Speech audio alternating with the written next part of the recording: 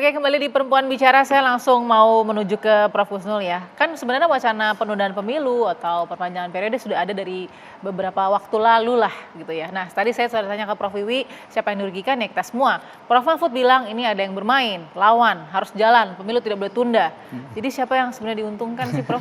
Yang diduga diuntungkan. Diduga ada kuasa di balik itu. Oke. Tapi gini Mbak Balkis, perempuan itu ya tadi melanjutkan Bu Profesor Siti Zuhro, itu separuh loh dari pemilih ya. Jadi suara kita itu separuh dari pemilih. Very powerful Besar. kayak gitu, besar kayak gitu. 19 malah paling besar. Paling besar ya. Nah, kita hidup di era represif rezim gitu, represif rulers kayak gitu ya. Nah, kalau kita lihat dari ini, malahan saya juga mendengar, tapi ini masih mendengar, jadi nanti tolong dicek lagi nih wartawan TV One ya. TV One. Oke, baik. Saya dengar juga KPU ini punya confident nggak? Karena sudah mulai ada bisik-bisik kayak gitu ya. Wah, apa itu bisik-bisik ya Prof. Husnul? Diminta untuk bikin skenario penundaan KPU daerah. Nah ini hati-hati. Ini sinyal-sinyal KPU pusat ada nggak seperti itu? Benar nggak? Nah ini mesti harus dicek. Benar nggak ya?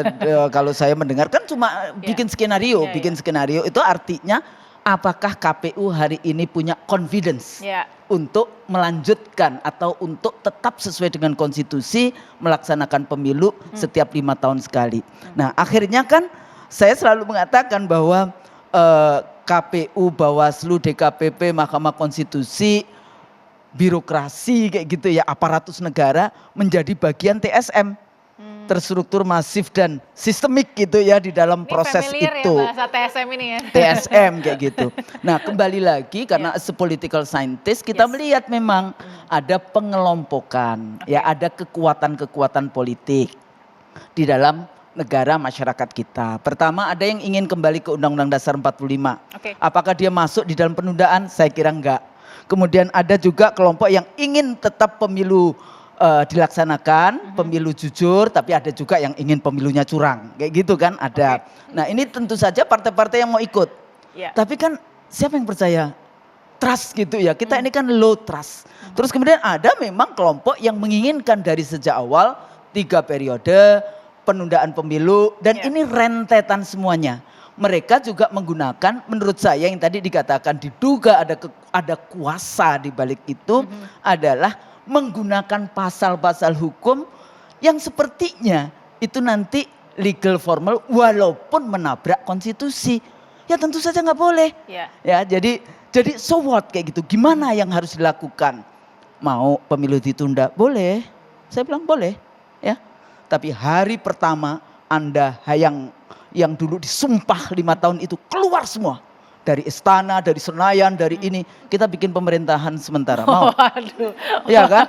Ini persoalan gitu. Kalau mau, iya kan? Vakum apa namanya?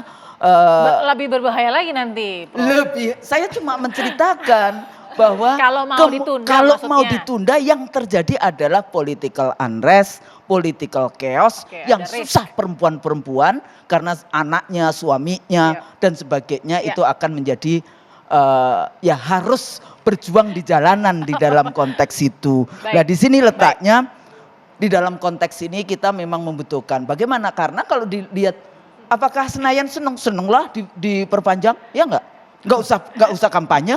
Kan nggak usah kampanye ditambah lagi.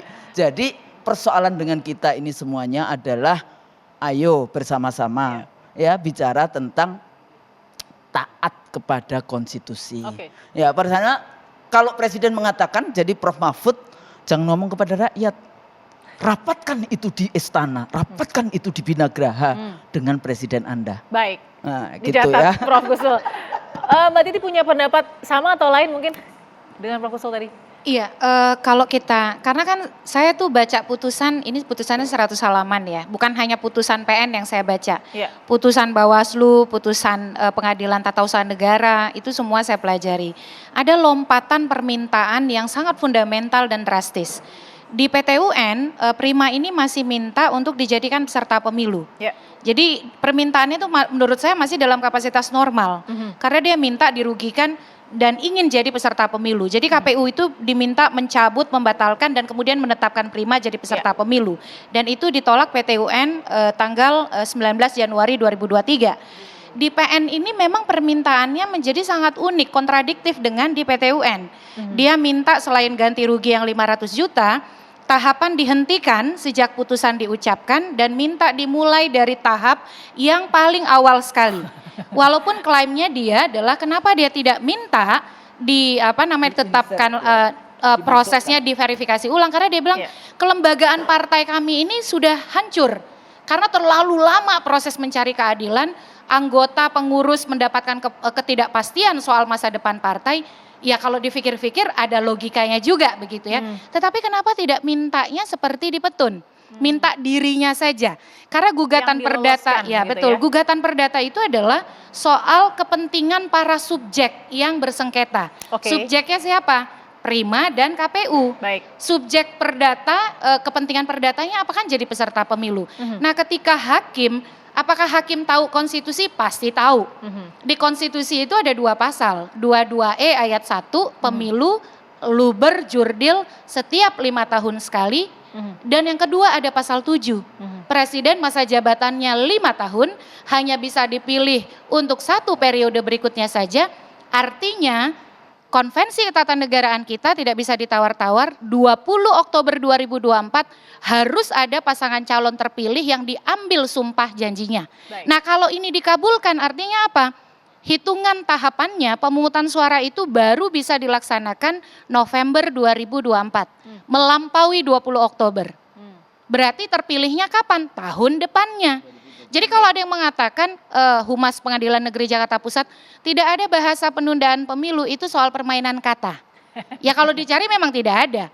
Tapi konsekuensinya, nah di sini saya yakin hakim pasti paham konstitusi. Itu kan mendasar sekali soal konstitusionalisme, pembatasan kekuasaan, pemilu tepat waktu. Apalagi di sini Prima itu mendalilkan Deklarasi Umum Hak Asasi Manusia, mendalilkan Konvensi Hak Sipil Politik. Bukan hanya hak dia yang harus dilindungi. Di 2 instrumen internasional itu ada hak warga negara untuk mendapatkan pemilu yang periodik and genuine. Jadi itu yang kemudian menjadi problem dan saya sulit untuk tidak mengamini dugaan, harus dugaan ya Bu ya. Dugaan yang disampaikan oleh Prof Mahfud, kalau kita kan harus pakai dugaan ya. Nah bahwa memang ada skenario yang membonceng proses ini untuk kepentingan tadi penundaan pemilu. Di lini masa Mbak Galuh, impact terjauhnya atau movement terjauh yang dilihat seperti apa? Bila memang pemilu ditunda? Isunya akan menjadi keruh gitu ya, akan kemana-mana karena di periode ini saja ini sudah menjadi ajang gitu ya untuk menyerang pihak-pihak tertentu gitu. Jadi itu temuan kami. Dan mungkin yang bisa saya tambahkan tadi dari Prof Kusnul gitu ya, karena ini perempuan gitu ya, ada perempuan yang juga terdampak gitu ya.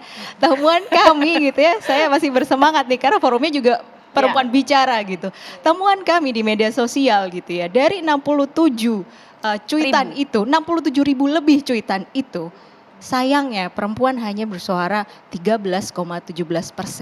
Sisanya didominasi oleh laki-laki dan iya isunya masih sangat maskulin gitu ya. Tapi yang kita butuhkan adalah apalagi perempuan dan anak muda gitu yang terekspos dengan teknologi, bersuaralah gitu. Itu sih di atau lini nanti masa. Mbak Galuh yang buat klaster perempuan di situ mungkin. Itu ada 3 klaster kita itu lihat. 3 aja udah ngeri kayaknya udah sih. Iya, sudah oke. Tapi paling tidak masih rendah. Ada respon dari perempuan tapi masih rendah. Sangat rendah, masih rendah gitu terkait isu penundaan pemilu. Tapi sejauh ini movementnya apa kalau sampai pemilu ditunda? Pemilu ditunda, isunya akan menjadi lapisan isunya akan semakin banyak gitu, akan kemana-mana gitu. Snowball lagi dan kemudian kemana-mana. Jadi lepas dari isu awalnya. Isunya jadi makin besar atau bisa terjadi chaos? Akan semakin besar tapi kemudian akan kehilangan esensinya yang bahwa pemilu itu ditunda gitu. Jadi kemana esensinya bergeser? Nah konteks isunya akan bergeser gitu, jadi menambah isu-isu yang lain gitu. Jadi malah menambah kepentingan-kepentingan. Exactly. Bukan soal pemilunya. Exactly. Wah sayang sekali, ini makanya kita harus luruskan isunya. Saya mau dengerin Prof Wiwi bicara. Saya mau nambah itu. Silakan, Boleh silakan boleh sedikit. Menurut saya leverage factornya itu adalah tunda pemilu. Oke. Jadi nanti dampaknya meluas, melebar kemana-mana. Itu pasti. Karena pemantiknya itu tunda. Ketika tunda, banyak yang tidak setuju. Sejak awal itu sudah tidak setuju dengan 3 periode, tunda pemilu, mau diulang-ulang melalui cara apapun tetap menolak. Gitu. Oke. Saya nggak tahu diksinya benar atau enggak, saya mau tanya Prof. Wiwi, kalau saya bilang ini ada sengketa konstitusi, masuk nggak tuh? Krisis konstitusi. Krisis konstitusi, oke. Iya, Katakan tapi dalam jangan proses- lupa Mbak Balkis ya, bahwa di Indonesia itu sistemnya demokrasi. Oke. Pada saat yang bersamaan kita juga melaksanakan sistem presidensial. Oke. Apa artinya sistem presidensial itu? Presidenlah yang pemegang otoritas tertinggi bidang pemerintahan. Nah ini tentu akan berdampak terhadap pemerintahan kita. Kalau ada katakan hingar-bingar, tidak hanya hingar-bingar, huru hara bahkan. Oke. Karena lalu tidak ada kepastian sama sekali secara hukum. Maka jangan sekali-kali ada pembiaran terhadap isu yang berkaitan dengan hukum seperti ini. Baik. Karena dampaknya tidak hanya pada rumah tangga, tapi pada pemerintahan kita yang tidak pasti. Nanti Prof, kita akan lanjut Prof. Wiwi. Saya quote tadi dari Bu Kusnul ya. Krisis konstitusi sedang terjadi gitu ya. Kan dalam banding itu ada 50-50 ya. Kemungkinan menang dan kemungkinan kalah. Nggak bisa dong 60-40 atau 70-30. 50-50 ada kemungkinan kalah dan menang. Kalau memang krisis konstitusi, katakan kalah dan tidak bisa menang KPU, artinya pemilu ditunda. Apa yang akan terjadi dari analisa masing-masing pakar? Sesaat lagi di Perempuan Bicara.